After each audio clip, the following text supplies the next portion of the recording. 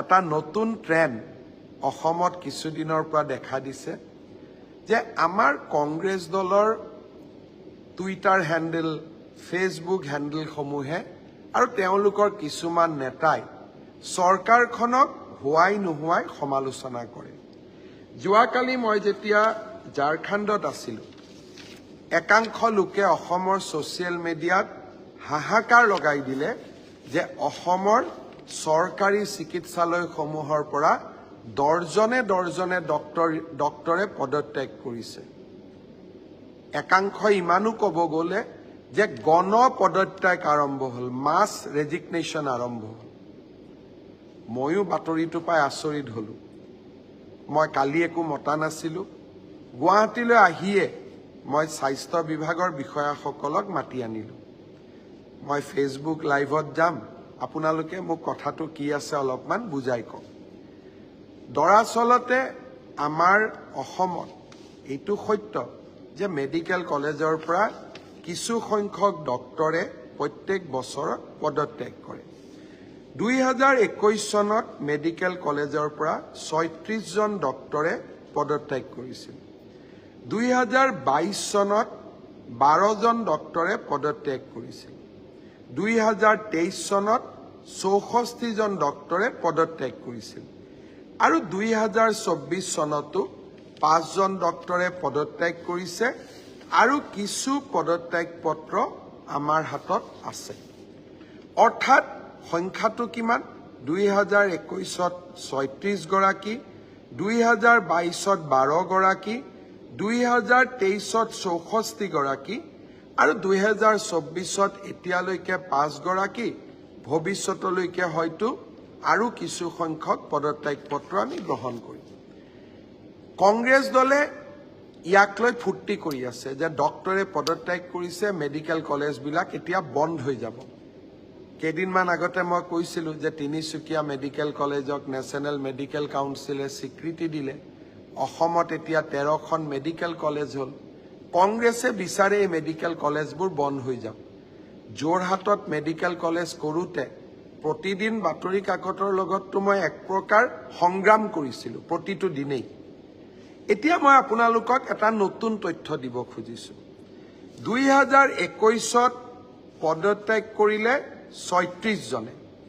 2021ত নতুন ডক্টৰে কিমান নিযুক্তি ল'লে? মেডিকেল কলেজত 2021ত 36 জনে পদত্যাগ কৰিলে, কিন্তু নতুন ডক্টৰ কিমান এপইণ্টমেণ্ট হ'ল? 2021ত নতুন ডক্টৰ এপইণ্টমেণ্ট হ'ল 2079, 279। 36 জনে পদত্যাগ কৰিলে, 279 জনে নতুন চাকৰি পালে। তাৰমানে আমাৰ লাভ হ'ল নে লোকচান হ'ল? নেটটো আমাৰ গেইনে হ'ল। 2022ত 12 জন ডক্টৰে পদত্যাগ কৰিলে আৰু 2022ত মেডিকেল কলেজসমূহত 441 জন নতুন চিকিৎসকে নতুনকৈ যোগদান কৰিলে। ভাবি চাওক, 441 পদত্যাগ কিমানে কৰিলে? 12 জন। 2023ত পদত্যাগ কৰিলে 64 জনে। তাৰ বিপৰীতে নতুন ডক্টৰে কিমান নিযুক্তি ল'লে? 302 জন, 302। আৰু এই বছৰ 30-40 জন ডক্টৰে পদত্যাগ কৰিব। তাৰো কাৰণ মই আপোনালোকক ক'ম। তাৰ বিপৰীতে যোগদান কৰিব 183 জন চিকিৎসকে, ডক্টৰে মেডিকেল কলেজত। 2016 চনৰ পৰা যদি আমি হিচাপ কৰোঁ, 2024ত ভাৰতীয় জনতা পাৰ্টীৰ চৰকাৰৰ দিনত মেডিকেল কলেজসমূহত 1676 নতুন ডক্টৰে যোগদান কৰিছে। আপোনালোকে চাওক, চিকিৎসকে হওক বা এই মেধা ছাত্ৰ ছাত্ৰীসকলে হওক, আমাৰ ৰাজ্যখনৰ চিকিৎসা ব্যৱস্থাৰ ওপৰত তেওঁলোকৰ কিমান বিশ্বাস আছে। এতিয়া পদত্যাগ কিয় কৰে? প্ৰথম কথা, চৰকাৰী চাকৰিত অৱসৰৰ সময় হ'ল 60 বছৰ। মেডিকেল কলেজবিলাকত আমি ৰিটায়াৰমেণ্টৰ সময় বঢ়াই লৈ গৈছোঁ 70 বছৰলৈকে।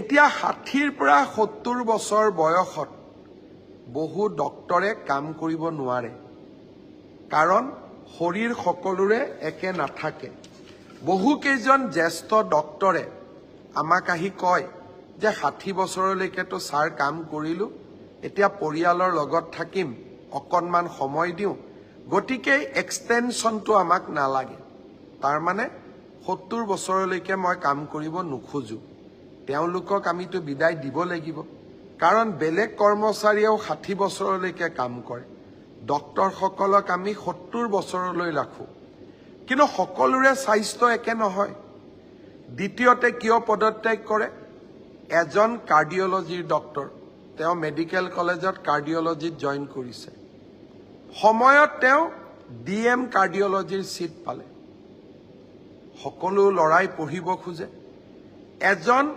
লৰাই সাৰ্জাৰীত আমাৰ তাতে চিকিৎসা কৰি আছে প্ৰফেসৰ হৈ আছে এছিষ্টেণ্ট প্ৰফেসৰ হৈ আছে নিউৰো সাৰ্জাৰীত তেওঁ সিট পালে পোষ্ট গ্ৰেজুৱেটৰ পিছত মেডিকেলত ডিএম আৰু এমচিএইচ পঢ়ে আৰু ভাৰতৰ বিভিন্ন শিক্ষানুষ্ঠানত অসমীয়া ল'ৰা ছোৱালীবোৰ আজিকালি পঢ়িবলৈ যায় আমি তেওঁলোকক কেনেকৈ মানা কৰিম তৃতীয়তে আমাৰ মাজত এনেকুৱাও ডক্টৰ আছে যিসকলে নাৰ্ছিং হোমত বেছি দৰমহা পায় কাৰণেও গভৰ্ণমেণ্ট মেডিকেল কলেজৰ পৰা পদত্যাগ কৰে কিন্তু তাৰ বিপৰীতে যোগদানে কিমান কৰে মই ভাল পালোহেঁতেন কংগ্ৰেছ দলে পদত্যাগ কৰা ডক্টৰৰ সংখ্যা ছ'চিয়েল মিডিয়াত যেতিয়া দিছিলে তাৰ লগত নতুন কিমান ডক্টৰে যোগদান কৰিলে তাৰ বিষয়ে তেওঁলোকে সাহসেদি ক'ব লাগিছিল কাৰণ এই যে 2021ত